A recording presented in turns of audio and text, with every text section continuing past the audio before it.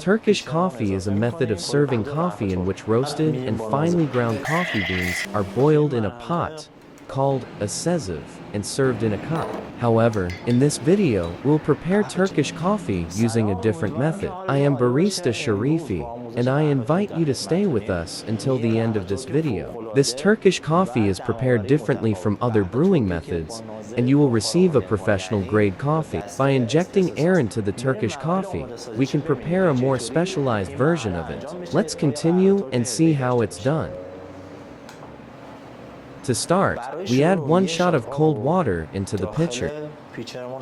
Next, for 1 shot of Turkish coffee, we add 2 teaspoons, equivalent to 17 grams, of coffee grounds into the pitcher.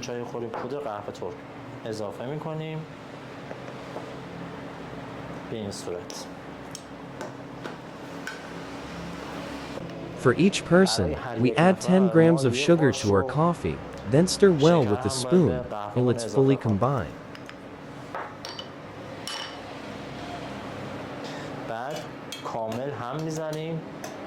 Before brewing, the sugar, coffee, and water must be thoroughly combined.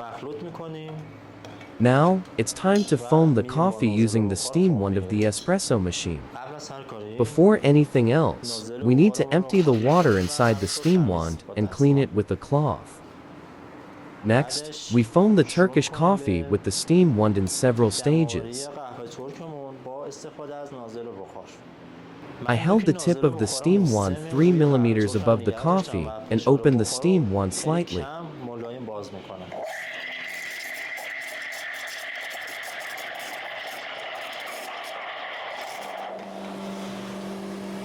Our Turkish coffee is ready. Now, it's time to pour it into the shot glass. We pour the Turkish coffee into our cup.